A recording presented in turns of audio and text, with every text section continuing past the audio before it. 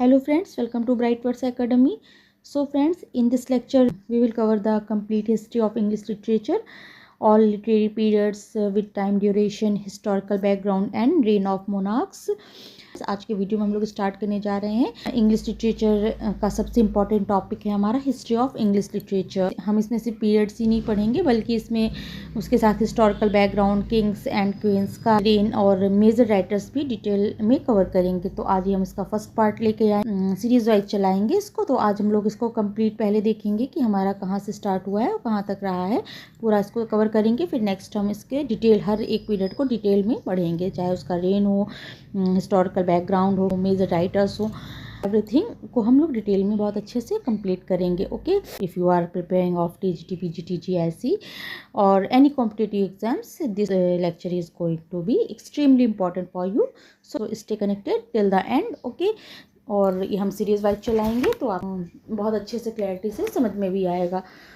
Okay, आपको classes अच्छी लग रही हूँ, हेल्पफुल हो रही हूँ, चैनल को लाइक शेयर एंड सब्सक्राइब जरूर किया करिए। ओके, चलिए चलते हैं। इसमें हम complete history of English literature बहुत डेप्थ में जाकर बहुत अच्छे से कंप्लीट पढ़ेंगे। ओके, चलिए चलते हैं।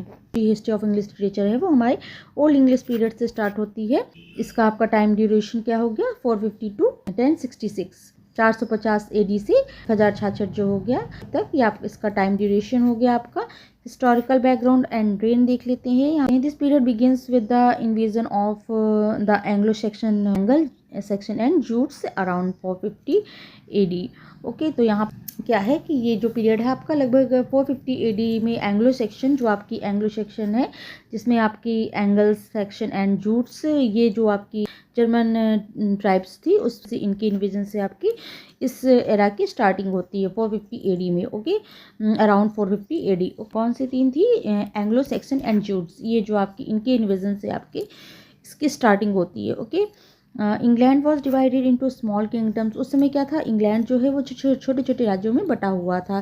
Christianity was introduced in 597 AD by Saint Augustine. England था आपका छोटे छोटे राज्यों में बटा हुआ था और उस समय जो आपका क्रिश्चियनिटी थी, ईसाई धर्म था, 597 AD में सेंट ऑगस्टीन के ने शुरू किया था। ये याद रखिएगा, सेंट ऑगस्टीन जो है इन्होंने शुरू किया था आपका क्रिश्चियनिटी को 597 AD। नेक्स्ट पॉइंट है, there was no strong centralised monarchy till King Alfred the Great 71 to 899 who promoted education and translations of Latin texts into English। तो उस समय क्या था, कोई भी बहुत स्ट्रॉन्ग सेंट्रलाइज्ड राजशाही मोनार्की नहीं थी उस समय, अंटिल जब तक कि किंग अल्फ्रेड द ग्रेट जो थी 1871 to 1899 जो इनका टाइम ड्यूरेशन है। अल्फ्रेड द ग्रेट जो है उन्होंने प्रमोट किया education and translation of Latin text into English. King Alfred the great जो है तक कोई मजबूत आपका राजशाही नहीं थी, मोनार्की नहीं थी।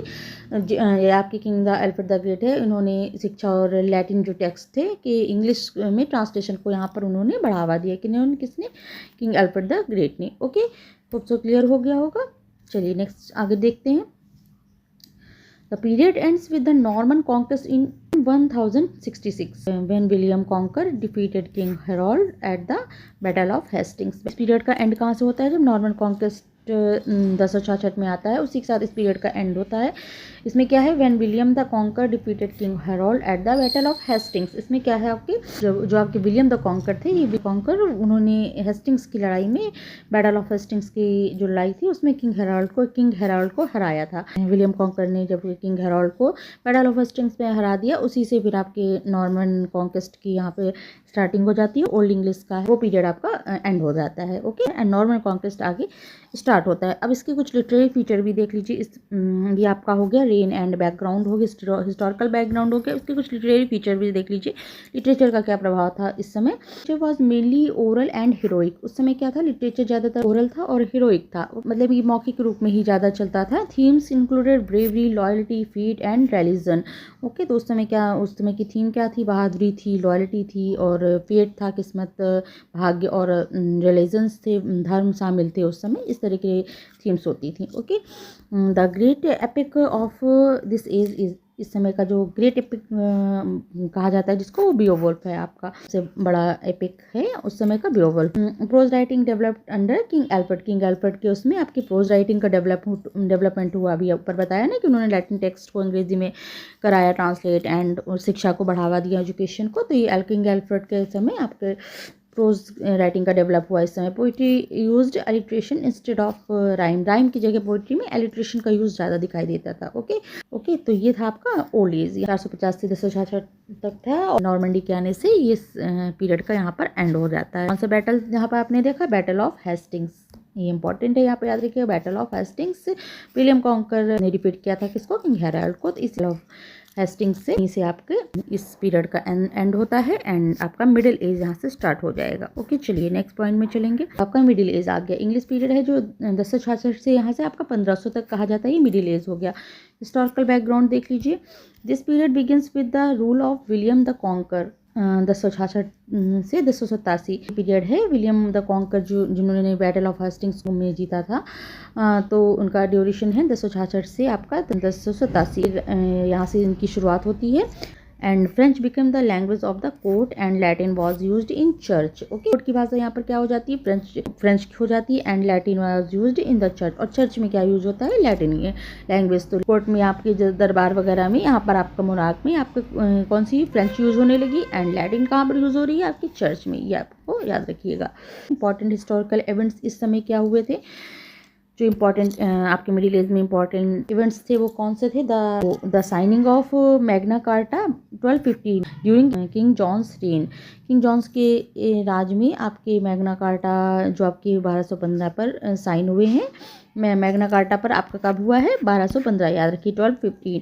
द 100 ईयर वॉर्स जो है आपका वो 1337 टू 1453, 100 साल का जो आपका युद्ध चला था। ब्लैक डेथ हो गया 1348। और द वॉर्स ऑफ रोजेस जो आपका है वो 1455 to 1485। The period ends with the beginning of Tudor rule and under Henry 7 1485। यह पीरियड जो है हेनरी 7 1455 में जो थे ट्यूडर राज की शुरुआत के साथ ही आपके इस मिडिल एज का भी एंड हो जाता है। ओके, अब इसके कुछ चलिए लिटरेरी फीचर देख लेते हैं। Gradually regain importance. Literature focused on religion, chivalry, romance and morality.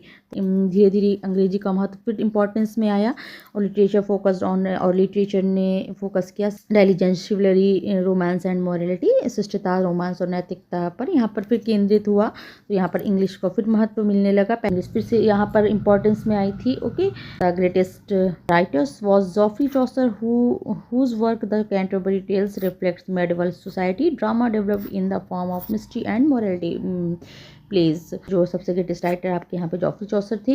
इस समय के सबसे मेन जो राइटर थे वो जॉफ्री चॉसर थे। और क्या था? कैंटरबरी टेल्स, जो रिफ्लेक्ट्स मेडिवल सोसाइटी। जो कैंटरबरी टेल्स है वो रिफ्लेक्ट करता है जो उनका कैंटरबरी टेल्स मध्ययुगीन समाज को ये दिखाता है। उनका कैंटरबरी टेल्स जो उनका वर्क है जॉफ्री चॉसर को, इसको बहुत अच्छे से दिखाता है ये इनका work. Drama developed in the form of mystery and morality plays, और जो ड्रामा, मिस्ट्री और मोरालिटी प्ले के रूप में यहाँ पर विकसित हो रहा हुआ। ओके, ये ध्यान रखिएगा, जो ड्रामा है वो डेवलप्ड हुआ मिस्ट्री एंड मोरालिटी प्लेस के रूप में। ओके, ये इंग्लिश फिर से इंपॉर्टेंस में आने लगी, एंड जॉफ्री चॉसर जहाँ पे प्रोमिनेंट ग्रेटेस्ट राइटर थे। एंड कैंटरबरी टेल्स में आपको मेडिवल पूरा दिखाई देता है, यहाँ पर दिखाया गया है। ड्रामा जो है मोरालिटी है मिस्ट्री प्लेस में के रूप में यहाँ पर विकसित हुआ। ओके, ये था आपका मिडिल एज। अब 10-16-16 नॉर्मंडी के साथ आपका 1500 तक ये आपका मिडिल एज चला यहाँ पर। अब आपका नेक्स्ट आएगा रेनेसेंस। ओके, रेनेसां का पीरियड कब से हुआ? आपका 1500 टू 1660। ये आपका टाइम ड्यूरेशन क्या है? रेनेसां की है। रेनेसां को भी कई पार्ट में डिवाइड किया गया है। अर्ली रेनेसां हो गया, मिडल का कब था, पीक में कब था रेनेसां, चाइल्डहुड हो गया, या फिर उसका पीक पॉइंट हो गया। इस तरह कर कई पार्ट्स में डिवाइडेड है। तो ये अभी हम आगे डिस्कस करते हैं। तो रेनेसां का पीरियड पूरा आपका कहा जाता है 1500 टू 1660 तक, जब तक आपका रेस्टोरेशन नहीं आया। ओके, इसके भी अलग अलग पार्ट अभी देखते हैं। The renaissance was influenced by humanism, scientific discoveries and the reformation. Renaissance पर जो है ह्यूमनिज्म, साइंटिफिक डिस्कवरीज थी और रिफॉर्मेशन का बहुत असर था। ह्यूमनिज्म को यहाँ पर बढ़ावा मिला, साइंटिफिक डिस्कवरीज दिखी को इम्पोर्टेंस मिली, रिफॉर्मेशन सुधार वगैरह दिखे, तो ये सब रिफॉर्मेशन वगैरह का असर बहुत दिखता है हमें रेनेसा पे। ओके, ये था आपका रेनेसा। अब देखिए सबसे पहले आपका क्या है, अर्ली जो कह लेंगे। ओके, तो ये आपका एलिजाबेथन एज आ जाएगा। तो ये एलिजाबेथन एज हो गया, जो कि एलिजाबेथन एज आपका चला 1558 टू 1603। ये आपका रेनेसा में एलिजाबेथन पीरियड हो गया। ये एलिजाबेथन पीरियड क्या आएगा, इसमें आपका किसका राज था, क्वीन एलिजाबेथ। क्वीन एलिजाबेथ के नाम पर ही है आपका एलिजाबेथन एज हो गया। तो क्वीन एलिजाबेथ उस समय शासन कर रही थी। तो this was period of political stability and national pride after the defeat of the Spanish armada. Okay, जो स्पेनिश आर्माडा जो आपका 1588 में हुआ था कि हार के बाद यहाँ पर पॉलिटिकल स्टेबिलिटी और नेशनल प्राइड का दौर था ये आपका स्पेनिश। अभी हम इसको पूरा हर एक पीरियड को हम अलग अलग बहुत अच्छे से पढ़ेंगे आगे। ओके, तो आज तो हम कौन सा पीरियड कौन सा ड्यूरेशन था इसमें। ओके, फिर हम नेक्स्ट में अलग अलग पीरियड को ही पढ़ेंगे, अलग अलग उसमें पूरे डिटेल में। ओके, स्पेनिश आर्माडा आपका कब हुआ था, 1588 में। ये सब अभी हम जब डिटेल में पढ़ेंगे तो अच्छे से पढ़ेंगे उसको। ओके, यहाँ डिफाइन करेंगे तो बहुत लेंदी होता चला जाएगा। ओके, तो अभी हम अलग अलग रेनेसा हो गया, हर पीरियड को बहुत डिटेल में कवर करेंगे। चलिए, ड्रामा फ्लोरिस्ट हुआ इस समय। The greatest writer was William Shakespeare. William Shakespeare इस समय के आपके एलिजाबेथन के बहुत ही ग्रेटेस्ट प्रोमिनेंट राइटर थे इस समय। Other writers included Christopher Marlowe, Edmund Spenser and Sir Philip Sidney. Edmund Spenser, Sir Philip Sidney, Christopher Marlowe, ये भी इम्पॉर्टेंट राइटर थे। और विलियम शेक्सपियर का तो नाम है ही इसमें सबसे जो मेन इंपॉर्टेंट है आपके राइटर्स में। ड्रामा इस समय खूब फला फूला है, ड्रामा बहुत फ्लोरिस्ड हुआ है। ड्रामा इस समय खूब फूला फला है। ड्रामा खूब आपने देखे ही शेक्सपियर के कितने प्लेज वगैरह आए हैं इस समय, सब अच्छे रहे हैं। Themes included love. थीम्स क्या थी, love, ambition, revenge and human nature. It is called the golden age of the English literature. इसको हम इंग्लिश लिटरेचर में गोल्डन एज भी कहते हैं, एलिजाबेथन एज को। ये गोल्डन एज भी कहलाता है। इसमें theme, ambition, revenge, human nature को दिखाया जाता है। ह्यूमनिज्म इसमें मीन बढ़ावा दिया जा रहा था, तो ये चीज़ है उसमें। ओके, जैकोबियन एज इसका नेक्स्ट पार्ट आता है 1603 से 1625। एलिजाबेथन एज 1558 टू 1603 था। आपका रेनेसा के में ही है आपका नेक्स्ट पार्ट है क्या, जैकोबियन एज आ जाता है। तो 1603 टू 1625। अब इस समय कौन गद्दी पे थे, king James first. King James first का शासनकाल चल रहा था इस समय। द पीरियड सा religious conflict and the translation of king James Bible 1611। इस दौर में रिलीजियस कॉन्फ्लिक्ट चले हैं, धार्मिक लड़ाइयाँ बहुत दिखी हैं हमें। और ट्रांसलेशन हुआ है किस चीज़ का, किंग जेम्स बाइबल का 1611 में। Literature become darker and more tragic. इस समय क्या है, लिटरेचर और भी डार्क और ट्रेजिक हो गया है। इस समय जो लिटरेचर है वो बहुत ज़्यादा बढ़ा है, डार्क और ट्रेजिक सा लिखा गया है। इंपॉर्टेंट राइटर्स हैं Ben Jonson, John Donne, John Webster.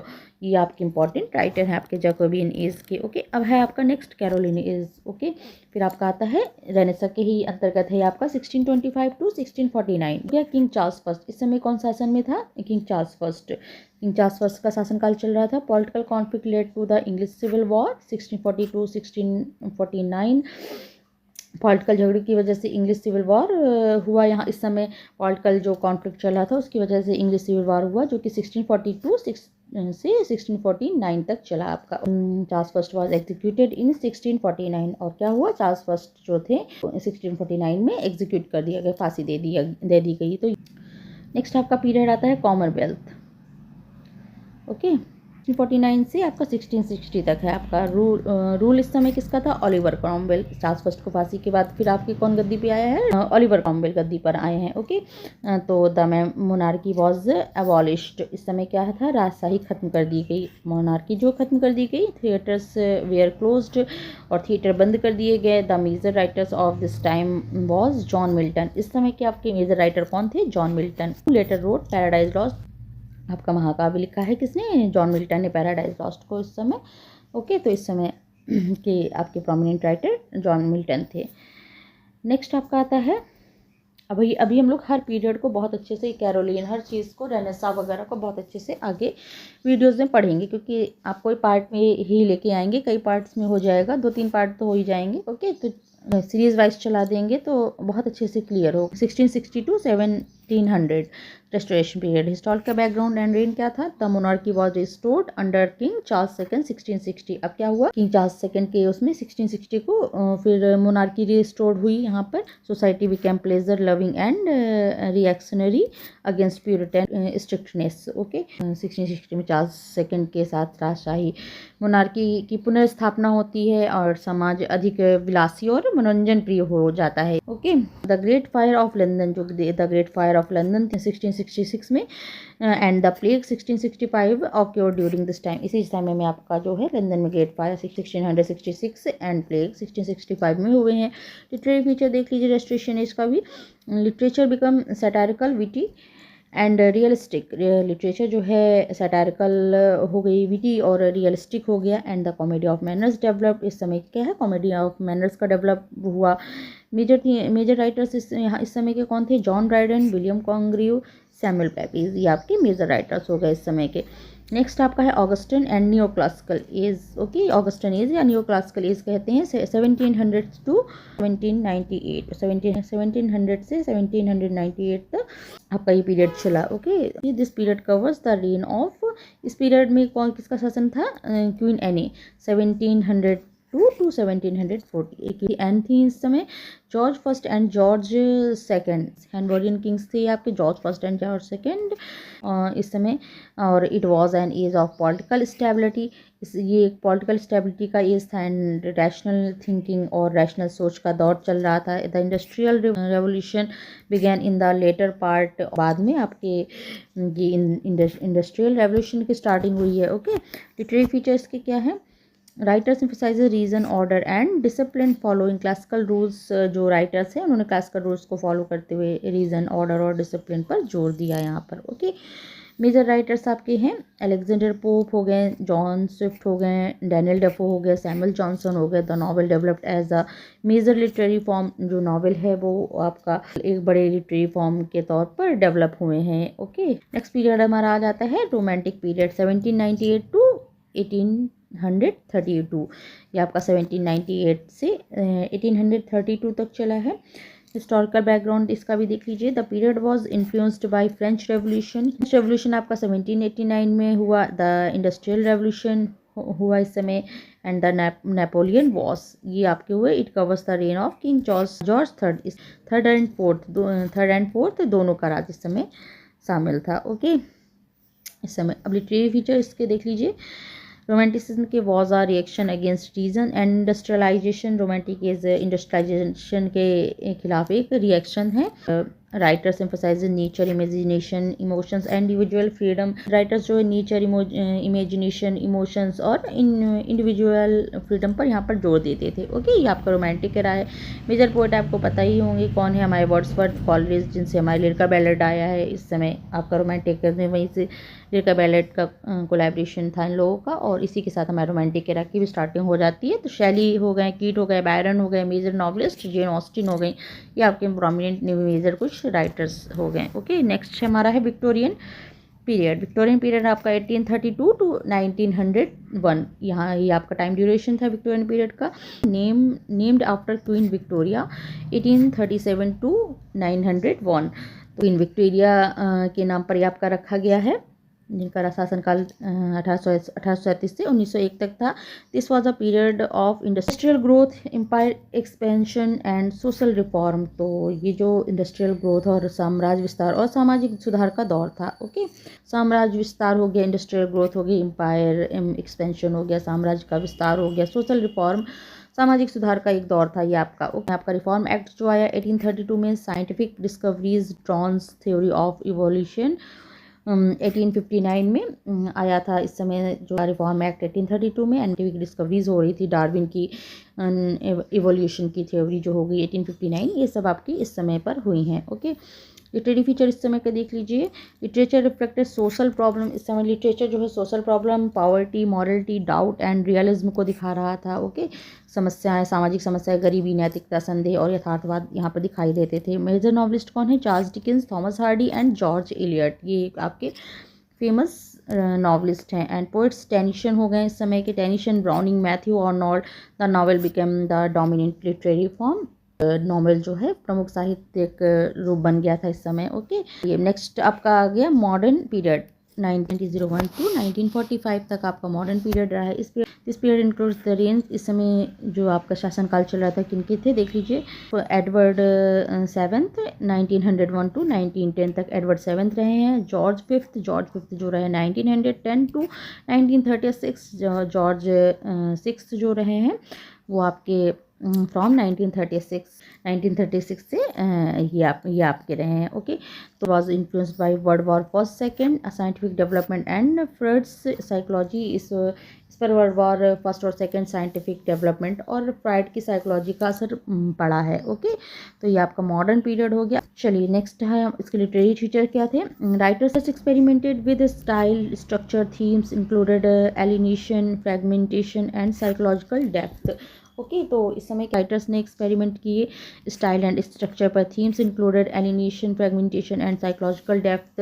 Theme में एलिनेशंस एंड फ्रेगमेंटेशन और साइकोलॉजिकल डेप्थ शामिल थे इस समय। ओके, तो ये मेजर राइटर्स आपके हैं। टी.एस. एलियट हो गए, W.B. Yeats, James Joyce, Virginia Woolf, ये आपके मेजर राइटर्स हो गए इस समय। पोस्ट मॉडर्न पीरियड जो आपका 1945 से प्रेजेंट है। इस period includes the reign of Queen Elizabeth second 1952 to 2022। Okay, Queen और किंग चार्ल्स थर्ड ये आपके 2022 से प्रेजेंट तक आपके किंग चार्ल्स थर्ड हो गए।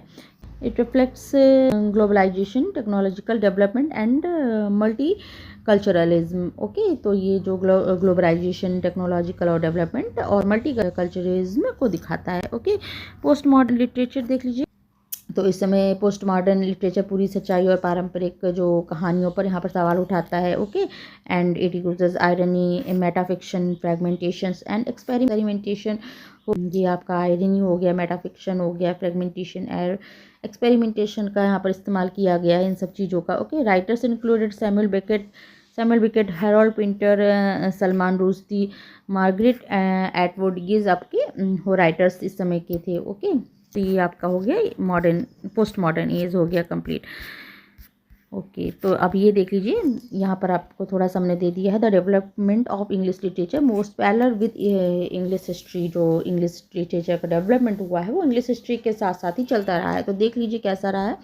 एंग्लो सेक्शन में आपका क्या था, हीरोइज्म को दिखाया जाता था। एंड मेडवल में क्या था, रिलीजन एंड शिवलरी को दिखाते थे। धर्म और बहादुरी हो गई। रेनेसेंस में ह्यूमनिज्म को इम्पोर्टेंस दी जाती थी। नियो क्लासिकल आपका रीजन एज था। ओके, और रोमांटिक में इमेजिनेशन को महत्व देते थे। विक्टोरियन में रियलिज्म हो गया।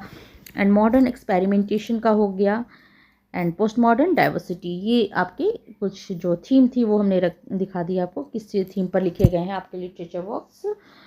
ओके, तो ये आपका हो गया हिस्ट्री ऑफ इंग्लिश लिटरेचर का। हमने पूरा time duration and rain and background, historical background और लिटरेचर में कौन प्रोमिनेंट राइटर्स हैं, किस थीम पर काम किया गया है, तो ये सब हमने ऑल ओवर कवर कर दिया है। नेक्स्ट वीडियो जब लेके आएंगे तो हर एक पीरियड को अलग अलग बिल्कुल डिटेल में पढ़ेंगे। ओके, चाहे उसका रेन हो, शासन हो, चाहे उसके लिटरेचर के बेस में हर एक एरिया से वो कवर करेंगे। तो होप सो आपको क्लास अच्छी लगी होगी, हेल्पफुल हुई होगी। तो अगर अच्छी लगी हो, हेल्पफुल लगी हो तो चैनल को लाइक, शेयर एंड सब्सक्राइब जरूर किया करिए और अपना फीडबैक भी जरूर दीजिए कि अगर आप चाह रहे हो उसको हम डिटेल में कवर करें तो यस जरूर लिखिए कमेंट में और अपना फीडबैक भी जरूर दिया करिए। चलिए फिर मिलते हैं नेक्स्ट क्लास में, नेक्स्ट टॉपिक को डिस्कस करेंगे। Okay, thank you, thanks for watching.